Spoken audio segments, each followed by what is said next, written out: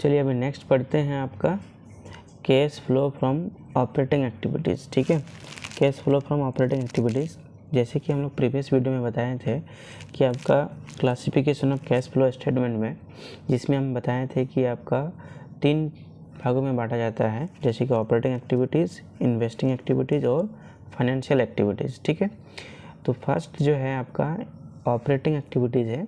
ठीक है, पहले हम लोग ऑपरेटिंग एक्टिविटीज़ को जानते हैं, उसके बाद आपका नेक्स्ट फाइनेंशियल एक्टिविटीज़ और इन्वेस्टिंग एक्टिविटीज़ को पढ़ेंगे। ठीक है, तो सबसे पहले देखिए ऑपरेटिंग एक्टिविटीज़ में क्या है कि operating activities are the principal revenue. ठीक है, क्या लिखा होता तो रेवेन्यू लिखा है कि operating activities are the principal revenue producing activities of the enterprise. ठीक है, and other activities that are not investing activities and, ठीक है, and financial activities and financial activities. Means क्या होता है कि इसमें देखिए जितना सारा आपका कैश इनफ्लो होगा और आउटफ्लो का होगा वो भी रिगार्डिंग ऑपरेटिंग एक्टिविटीज़ के में। ठीक है, जिससे क्या होता है आपको क्या इनपुट मिलता है, प्रिंसिपल रेवेन्यू मिलता हो। ठीक है, प्रिंसिपल रेवेन्यू मिलता है, वैसे एक्टिविटीज़ को हम लोग ऑपरेटिंग एक्टिविटीज़ में इंक्लूड करते हैं। ठीक है, बेसिकली देखिए इसको समझते हैं पहले कि ऑपरेटिंग एक्टिविटीज़ को समझने से पहले हम लोग क्या करेंगे, 2 चीज़ समझते हैं कि कैश इनफ्लो कौन कौन सा आइटम है और कैश आउटफ्लो कौन कौन सा आइटम है। क्योंकि ऑपरेटिंग एक्टिविटीज़ में ना कैश इनफ्लो और आउटफ्लो को ही दिखाते हैं। ठीक है, कैश इनफ्लो और आउटफ्लो को ही दिखाते हैं। देखिए जो अगर कैश इनफ्लो एंड आउटफ्लो का रिजल्ट क्या निकलता है, रेवेन्यू निकलता है। ठीक है, इसलिए कैश इनफ्लो को समझते हैं पहले कि कैश इनफ्लो में क्या क्या हो जाएगा। जैसे कि आपका हो जाएगा कैश सेल है। ठीक है, उसके बाद आपका कैश इनफ्लो का बात करते हैं, सबसे पहले क्या हो जाएगा कैश सेल। ठीक है, फिर क्या है cash receive from debtors, debtors से जो भी मिलता है वो भी आपका इनफ्लो में है। कैश रिसीव फ्रॉम कमीशन, ठीक है, देखिए ये भी रिसीव्ड हो रहा है, इनफ्लो है। रॉयल्टी रिसीव्ड, ये भी रिसीव्ड हो रहा है, इनफ्लो है। ठीक है, cash receive from interest and dividend, ठीक है, ये भी रिसीव्ड हो रहा है। कैश किस में कहाँ से, इंटरेस्ट एंड डिविडेंड से। ठीक है, सेल्स ऑफ सिक्योरिटीज़, ये भी आपका क्या होता है, इनफ्लो है। रेंट रिसीव्ड इनफ्लो में आ जाता है। नेक्स्ट है प्रीमियम क्लेम रिसीव्ड। ठीक है, ये सब जो है आपका क्या है, कैश इनफ्लो आइटम है। ठीक है, उसके बाद क्या होता है कैश आउटफ्लो आइटम्स। ठीक है, कैश आउटफ्लो आइटम्स में जैसे कि आपका हो जाता है कैश परचेज। ठीक है, नेक्स्ट क्या हो जाएगा आपका पेमेंट और टू क्रेडिटर्स। ठीक है, उसके बाद आपका हो जाएगा कैश ऑपरेटिंग एक्सपेंसेस। नेक्स्ट है आपका पेमेंट ऑफ वेजेस। ठीक है, इनकम टैक्सेस। उसके बाद है आपका इंटरेस्ट पेड, रेंट पेड। जितना सारा है आपका देखिए सब में क्या है आपका कैश आउटफ्लो हो रहा है, तो ये सब क्या हो जाएगा आपका, ये सब जो है आपका आउटफ्लो आइटम्स हो जाएगा। ठीक है, देखिए नेक्स्ट क्या हो जाता है कि इसको हम लोग कैलकुलेट कैसे करते हैं। ठीक है, कैलकुलेशन ऑफ मेथड इसको भी बोल सकते हैं कि कौन कौन से मेथड से कैलकुलेट किया जाता है। तो सबसे पहले है कि हम लोग को सीखना पड़ेगा डायरेक्ट मेथड। ठीक है, फिर से बोल दे रहे हैं कि कैलकुलेशन मेथड कौन कौन सा है, 2 ठो मेथड होता है आपका, एक होता है डायरेक्ट और एक होता है इनडायरेक्ट। ठीक है, डायरेक्ट मेथड है और आपका क्या है, इनडायरेक्ट मेथड। ठीक है, नेक्स्ट देखते हैं कि कैलकुलेशन ऑफ कैसे किया जाता है। देखिए सबसे पहले क्या है, हम लोग डायरेक्ट मेथड को सीखते हैं सबसे पहले। ठीक है, डायरेक्ट मेथड में कैसे बनाया जाता है, जैसे calculation of cash flow from operating activities. ठीक है, calculation of cash flow from operating activities by direct method. ठीक ना, ये फॉर्मेट है, फॉर्मेट को समझते हैं सबसे पहले कैसे होगा क्या है। पहले देखिए सबसे पहले आपको लिखना पड़ेगा cash flow from operating activities, ये हेडिंग देना पड़ेगा सबसे पहले। फिर से बोल रहे हैं, ये क्या हेडिंग देना पड़ेगा, cash flow from operating activities. जैसे कि हम आपको बताए थे कि इसको आप लोग को 2 टाइप्स में, इनफ्लो और आउटफ्लो में था, सेम चीज़ है। देखिए सबसे पहले क्या लिखेंगे, ऑपरेटिंग कैश रिसीव्ड, यानी कि ये क्या हो जा रहा है आपका, इनफ्लो हो रहा है। क्या हो रहा है, इनफ्लो। इनफ्लो को आप क्या करेंगे, ऐड करेंगे। ठीक है, इनफ्लो को ऐड करेंगे, यानी कि जिससे पैसा रिसीव्ड हो रहा है या कैश रिसीव हो रहा है उससे हम लोग क्या करेंगे, उसको रिसीव करेंगे, यानी कि इनफ्लो हो रहा है उसको ऐड करेंगे। ठीक है, जैसे कि आपका हो जाएगा कैश सेल। ठीक है, cash receive from debtors, commission received, royalty received. ठीक है, सबको ऐड कर दीजिए। जो जो इनफ्लो आइटम है, जो भी इनफ्लो आइटम होता है सबको हम लोग को ऐड करना पड़ता है फर्स्ट, ठीक है। उसको यहाँ पे लिखिए, लिखने के बाद उसको ऐड करने से क्या निकलता है आपका, देखिए ये क्या निकाले, ग्रॉस रिसिप्ट। तो यहाँ पे लिखे gross cash received from operating activities, ठीक है, gross cash received from operating activities. जितना सारा कैश रिसीव्ड को ऐड करेंगे तो क्या निकलेगा, gross cash received from operating activities, ठीक है। नेक्स्ट क्या है, देखिए लेस कर देंगे जितना सारा आपका ऑपरेटिंग कैश पेमेंट है, ठीक है, जितना सारा ऑपरेटिंग कैश पेमेंट है सबको हम लोग को लेस करना पड़ेगा। इसको हम लोग क्या बोलते हैं, आउटफ्लो बोलते हैं, ठीक है। जो भी आउटफ्लो आइटम है सबको हम लोग को क्या करना पड़ता है, लेस करना पड़ता है। जैसे कि आपका हो जाएगा cash purchase, cash paid to the creditors, ठीक है। तो जो भी इससे पहले हम लोग को बताएं, जिसमें आपका जो भी सारा आपका आउटफ्लो वाला है, जो भी आउटफ्लो वाला आइटम होगा सबको क्या करना पड़ेगा, देखिए ध्यान से देखिएगा, लेस करना पड़ेगा, ठीक है। तो लेस करेंगे तो क्या हो जाएगा आपका ये, ठीक है। इसको ऐड करके ये लेस कीजिए, तो जो भी आइटम यहाँ पे आपका ऑपरेटिंग जो कैश रिसीव्ड हुआ था उसमें से इसको लेस करेंगे तो क्या निकलेगा, cash generated from operating activities before taxes, ठीक है। ये क्या लिखा है, बिफोर टैक्सेस है, इसमें से टैक्स को ऐड कर दीजिए, ठीक है, सॉरी टैक्स को लेस कर दीजिए जो टैक्स पेड कर रहे हैं। तो इसमें क्या करेंगे, देखो क्या निकला, फिर से बोल दे रहे हैं कि आपका जो ऐड वाला था यानी कि इनफ्लो था, इनफ्लो से आउटफ्लो को माइनस किए हैं तो क्या निकला है आपका, cash generated from operating activities before taxes, ठीक है। ये क्या है, बिफोर टैक्सेस है। लेस में क्या लिख रहे हैं, देखिए लेस में इनकम टैक्स पेड, ठीक है, इनकम टैक्स पेड, ये भी आपका क्या है, इनकम टैक्स पेड है, पेड किए मतलब क्या है, ये भी आउटफ्लो ही हो रहा है ना, ये भी आउटफ्लो हो रहा है, पैसा है तो ये भी तो कैश आउटफ्लो हो रहा है, तो इसको भी हम लोग क्या किए, देखिए आउटफ्लो है तो फिर भी उसको लेस किए हैं, ठीक है।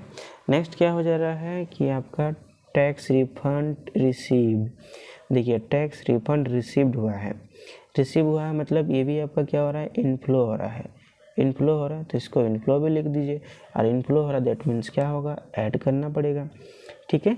उसके बाद देखिए फिर जो भी आपका एक्स्ट्रा ऑर्डिनरी जो आइटम बच जाता है, जो प्लस होगा, अगर मान लीजिए इनफ्लो होगा तो ऐड कर देंगे, आउटफ्लो होगा तो उसको लेस कर देंगे, ठीक है। ये एक्स्ट्रा ऑर्डिनरी आइटम जो भी बच जाता है उसको हम लोग अगर प्लस ऐड होगा तो प्लस कर देंगे, यानी कि इनफ्लो होगा तो प्लस कर देंगे, आउटफ्लो होगा तो माइनस कर देंगे, ठीक है। तो उसके बाद देखिए इसको जो बचेगा नेक्स्ट यहाँ पे रिजल्ट जो निकलेगा आपका, उसको क्या लिखते हैं, net cash flow from operating activities. अगर प्लस में आया, ठीक है, तो प्लस में आया तो हम लोग क्या लिखते हैं, प्लस में आया तो लिखते हैं net cash flow, net cash flow, ठीक है। अगर ये रिजल्ट आपका अगर प्लस में आता है तो लिखते हैं नेट कैश फ्लो, अगर माइनस में आता है, ठीक है, माइनस में आता है तो उसको हम लोग लिखते हैं आपका नेट या नेट कैश यूज्ड, ठीक है। माइनस में आता है तो लिखते हैं नेट कैश यूज्ड, ठीक है। अगर आपका प्लस में आता है तो प्लस में आता है तो क्या लिखते हैं, नेट कैश फ्लो, प्लस में आया तो नेट कैश फ्लो लिखते हैं, माइनस में आया तो उसको नेट कैश यूज्ड, ये ध्यान दीजिएगा, ये वर्ड में भी ध्यान देना चाहिए, क्योंकि अगर माइनस में रिजल्ट ये लास्ट वाला जो है अगर माइनस में निकलता है तो माइनस में निकलते ही हम लोग क्या लिखेंगे, नेट कैश यूज्ड, ठीक है। अगर प्लस में निकला तो नेट कैश फ्लो। देखिए ठीक है, यहाँ पे क्या क्वेश्चन है तो देखते हैं। यहाँ पे लिख रहा है कि calculation of cash flow operating activities by direct method, ठीक है। कौन सा मेथड दिया हुआ है, आप देखिए डायरेक्ट मेथड है, ठीक है। तो सबसे पहले देखिए यहाँ पे कौन कौन सा आइटम को पहचानना पड़ेगा कि कौन कौन सा आइटम है इनफ्लो है ना आउटफ्लो है, ठीक है। जैसे कि आपका है कैश सेल, ये क्या है, कैश सेल आपका इनफ्लो हो रहा है तो ये आपका क्या हो जाएगा, प्लस हो जाएगा, ठीक है। उसके बाद क्या है कैश रिसीव फ्रॉम डेटर, ये भी आपका इनफ्लो है, ये भी प्लस हो जाएगा, ठीक है। कैश परचेज है, ये आपका क्या है, आपका आउटफ्लो है तो ये माइनस हो जाएगा। कैश पेड देखिए पेड किया है तो ये भी आपका आउटफ्लो है, माइनस हो जाएगा। सैलरी पेड किया है तो ये भी आपका क्या है, आउटफ्लो है, माइनस हो जाएगा। कमीशन रिसीव्ड हुआ है, ये आपका इनफ्लो है, इनफ्लो है तो क्या हो जाएगा, प्लस हो जाएगा। ठीक है, उसके बाद देखते हैं रेंट पेड। ठीक है, तो रेंट पेड किया है तो ये आपका क्या हो जाएगा, ये भी आपका आउटफ्लो है, तो आउटफ्लो होगा तो माइनस हो जाएगा। ठीक है, फिर office expenses paid, office expenses paid भी क्या है आपका, आउटफ्लो है तो भी माइनस हो जाएगा। देखिए रॉयल्टी रिसीव हुआ है, रिसीव हुआ तो इनफ्लो है तो प्लस हो जाएगा।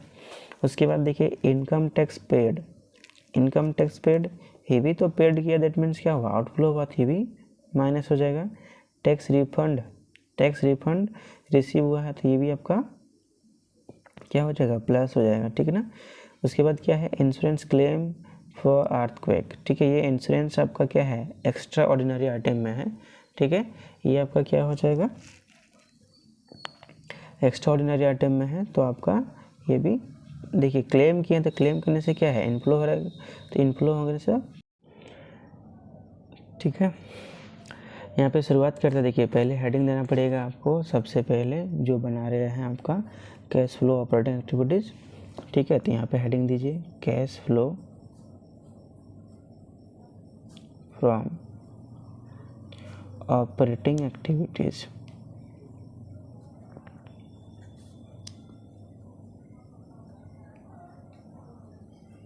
ठीक है, cash flow from operating activities, यहाँ पे लिख दीजिए एक बार direct method.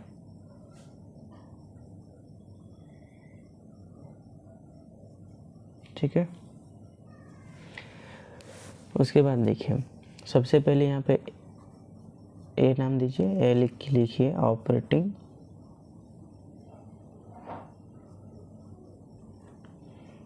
Cash receipt.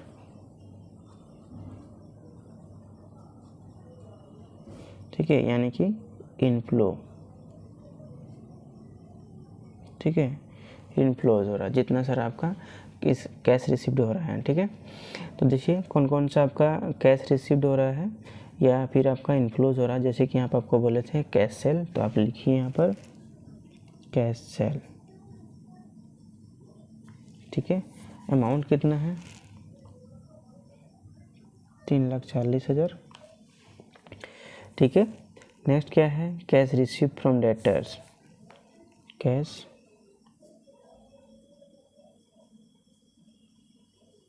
Receipt from debtors. ठीक है, कितना है, 2,80,000। ठीक है, उसके बाद क्या है, जैसे कि यहाँ पे बोले थे आपका कैश परचेज, ये तो होगा नहीं क्योंकि ये आउटफ्लो है।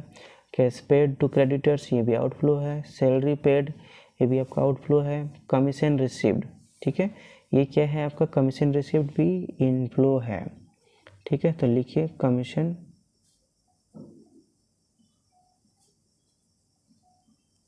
रिसीव्ड, कमीशन रिसीव्ड कितना हो जाएगा आपका, 60,000। ठीक है, नेक्स्ट हो जाएगा रेंट पेड, तो होगा नहीं क्योंकि आउटफ्लो है, ये भी आउटफ्लो है। ये देखिए रॉयल्टी रिसीव्ड, रॉयल्टी रिसीव्ड क्या हो जाएगा, रॉयल्टी रिसीव्ड जो है आपका इनफ्लो है।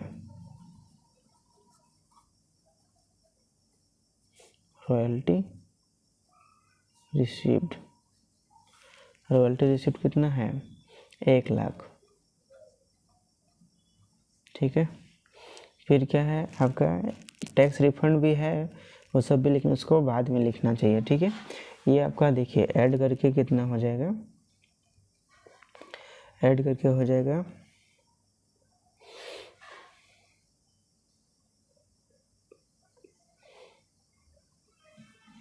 7,80,000। ठीक है, 7,80,000, इसको ऐड करके इस साइड लिखे हैं। ठीक ना, तो इसको हम लोग लिखने से क्या लिखते हैं, आपका ये वाला क्या हो जाएगा, gross cash received, gross cash received from operating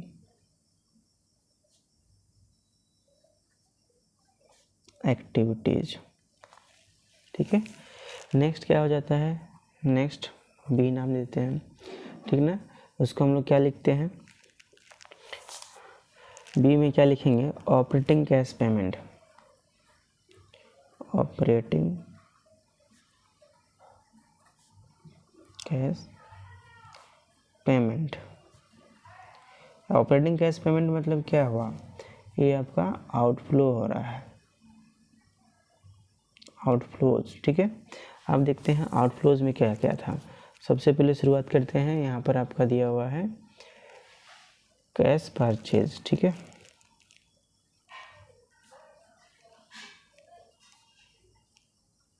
cash purchase, ठीक ना। तो कैश परचेज कितना दिया है आपका, 2 lakh.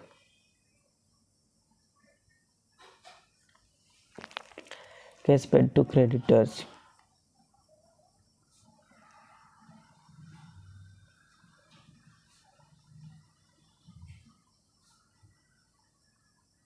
Cash paid to creditors, हो गया। उसके बाद क्या था, सैलरी पेड,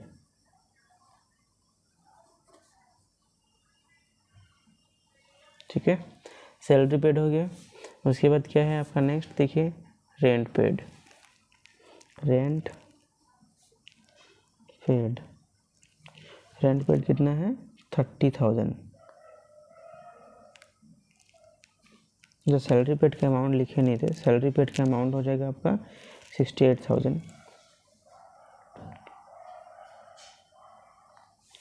ठीक है। रेंट पेड का हो जाएगा 30,000। नेक्स्ट क्या हो जाएगा आपका, ऑफिस एक्सपेंसेस पेड,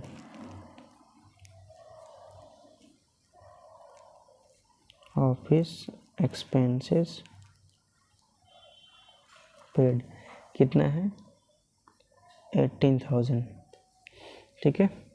ये सब हो जाएगा, ये सब किस में चल जाएगा आपका, सब आउटफ्लोज है, ठीक है। सबको आप माइनस में चल जाएगा, लेस, क्योंकि इसमें लिखना चाहिए था हम लोग को एक चीज़, लेस बोल के, LESS लेस, ठीक है। सब क्या हो जाएगा आपका, लेस वाला आइटम है, क्योंकि ये आउटफ्लो है इसलिए, ठीक है। तो लेस में हो जाएगा आपका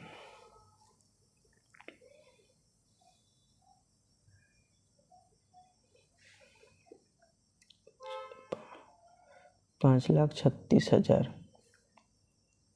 ठीक है, 5,36,000 हो जाएगा। इसको अभी इसमें से लेस कीजिए, लेस करने से हो जाएगा आपका 2,44,000, ठीक है। 2,44,000 हो जाएगा। इसमें आपका क्या लिखना पड़ेगा, ये आपका हो जाएगा cash generated from operating activities,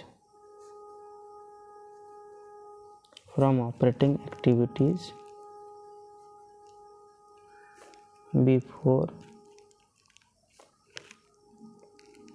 tax, ठीक है। इसमें हम लोग क्या करते हैं, A-B, ठीक ना। A-B यानी कि ये जो आपका A आया था, टोटल आपका आया था 7,80,000, A 8, हाँ 7,80,000। और उसके बाद यहाँ पे B में आया था आपका 5,36,000, इसको आपको इससे लेस किए तो आपका हो जाएगा 2,44,000, ठीक है। नेक्स्ट क्या करते हैं हम लोग, नेक्स्ट हो जाता है आपका, ये आपका C नंबर हो जाना चाहिए। नेक्स्ट क्या है, D में, ठीक है। D में देखिए बिफोर टैक्स है, तो बिफोर टैक्स से हम लोग क्या करते हैं, लेस कर दीजिए tax, less tax paid, less tax paid, ठीक है। टैक्स पेड कितना है, देखिए टैक्स पेड हो जाएगा आपका, टैक्स पेड में है, इनकम टैक्स पेड में 86,000, ये लेस हो जाएगा, ठीक है ना, ये लेस हो जाएगा। उसके बाद है आपका टैक्स रिफंड भी हुआ है, ठीक ना। टैक्स रिफंड हुआ है, दैट मीन्स आपका इनफ्लो है, तो इसको आप क्या कीजिएगा, ऐड कीजिए, ऐड टैक्स रिफंड रिसीव्ड, ठीक ना। टैक्स रिफंड रिसीव कितना है 8000 है, यहाँ पे 8000 लिखिए।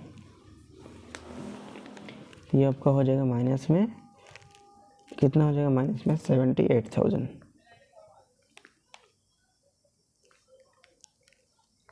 ठीक है, इससे क्या निकलेगा आपका, इससे माइनस करेंगे तो हो जाएगा 8 से 14 1,66,000।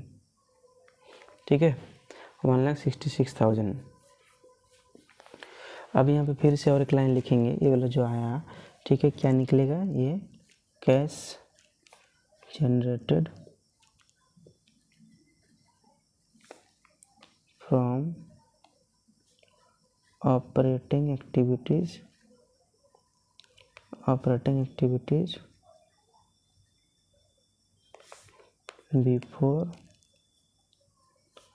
Before extraordinary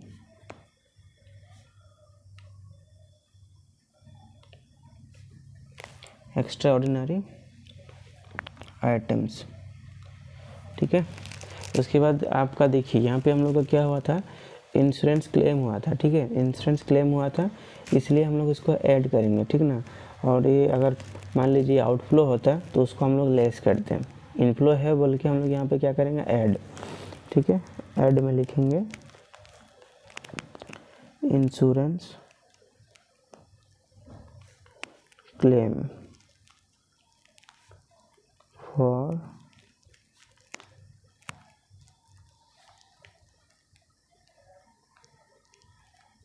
earthquakes. ठीक है, कितना है आपका 1,34,000। ये आपका क्या निकलेगा 3 लाख। ये जो हो जाएगा आपका क्या निकलेगा, देखिए प्लस में आया, पॉजिटिव आया ना, इसको हम लोग लिखते हैं नेट कैश फ्लो। ठीक है, net cash flow from operating